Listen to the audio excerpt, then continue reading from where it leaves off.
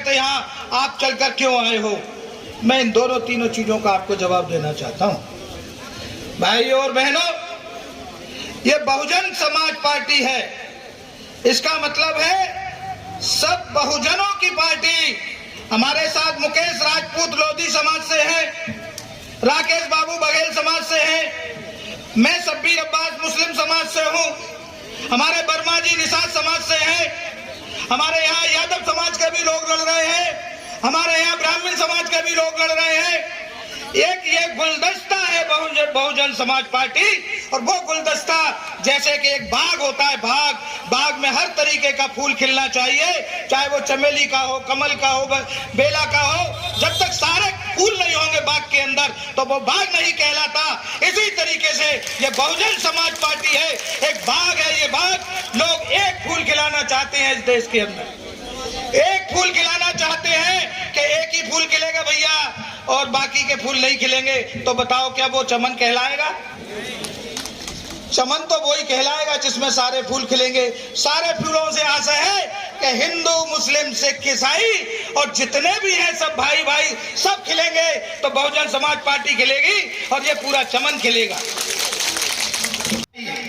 इसलिए जिताइए कि आपको जो सरकार मिलने जा रही है उत्तर प्रदेश के अंदर, आज तक आदरणीय बहन जी के ऊपर कोई उंगली नहीं उठा सकता।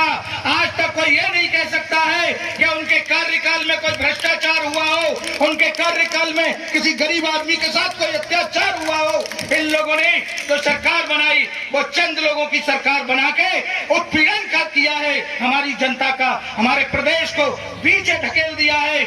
उसके लिए हम भी जिम्मेदार हैं, क्योंकि हमने जब सरकार चुनी थी तो उससे पहले इन्होंने कहा था, क्या कहा था? इन्होंने कहा था हम महंगाई खत्म करेंगे। कहा था कि नहीं कहा था?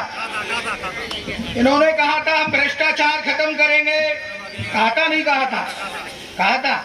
इन्होंने कहा हम लॉ एंड ऑर्डर खत्म करेंगे। कहा था कि नहीं कहा था? एक झूठ हो तो बताएं। इन्होंने पहले कहा, अगर इन्होंने ये कहा होता कि हम 60 रुपए वाला कड़ुआ तेल, सरसों का तेल 200 रुपए लीटर बेचेंगे, तो क्या आपने इनको वोट दिया होता? बताइए, हाथ उठा के बताइए। नहीं देते। अगर इन्होंने ये कहा होता कि हम पेट्रोल 60 रुपए वाला 100 रुपए में बेचेंगे, तो क्या तुम इनको वोट देते? नहीं देते। इन्होंने ये कहा होता कि 400 रुपए वाला सिलेंडर हम 1000 का बेचेंगे, तो आप वोट देते? नहीं देते। तो आप बताइए झूठे आदमी की सजा क्या होनी चाहिए?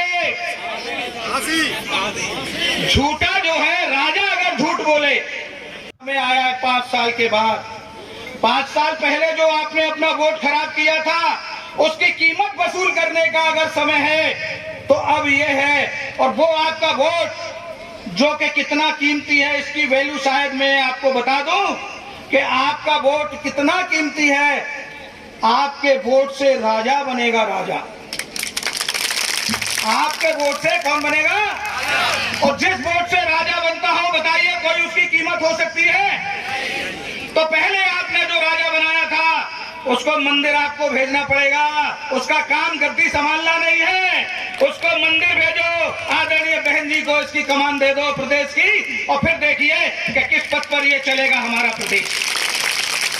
आप लोग भी संकल्प लीजिए कि यहाँ से जितने भी लोग बैठे हुए हैं मेरे सामने, एक एक आदमी कसम खाए, एक एक आदमी संकल्प ले कि हम लोग 100 वोट की जिम्मेदारी लेते हैं, गारंटी लेते हैं कि जब तक हम 100 वोट नहीं डलवा लेंगे हम लोग उपवास रखेंगे और इनको खदेड़ भगाएंगे झूठों की सरकार को। आने वाले कल में आपकी जो औलाद है, आपकी जो जनरेशन है, जो हमारा युवा है, उसको भी आपको जवाब देना है। इन्होंने उसका रोजगार छीन लिया, हमारे बड़े बूढ़े बुजुर्गों की घर की खुशहाली छीन ली।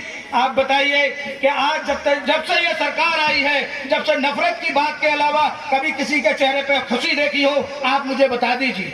सवेरे अखबार देखा होगा उठा के तो देखेंगे आप नफरत,